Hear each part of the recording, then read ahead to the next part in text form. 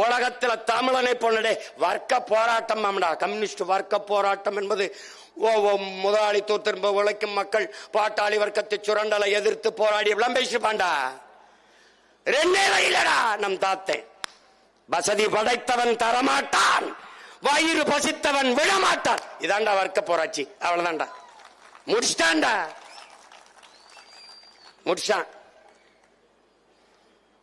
இந்த படிக்கிறவனுக்கும்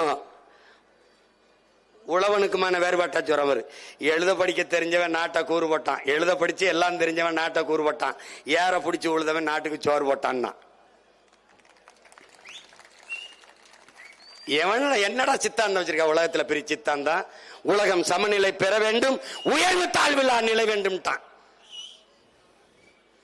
பிறப்பு ஒக்கும் எல்லா உயிருக்கும் தான், துண்டு பல் உயிர்கள் தான். இதை விட சோசியலிசம், இதை விட பொது உடைமை, இதை விட கம்யூனிசம் எங்கடா இருக்கு? பைத்தியக்காரா போடா. புதியது ஒரு உலகம் செய்வோம், கெட்ட போரிடும் உலகத்தை வேரோடு சாய்ப்போம். பொது உடைமை கொள்கை திசையட்டும் சேர்ப்போம், புனிதமோடுதை எங்கள் உயிரென காப்பம் தான நம்முடைய புரட்சி பாவலன் தாத்தன் பாவேந்தன் பாரதிதாசன். எவ்வளவு பெரிய இனத்தின் பிள்ளை நீ, இதுக்குள்ள உன்னை சுருக்கிறான்டா, இதுக்குள்ள சுருக்கிறான்.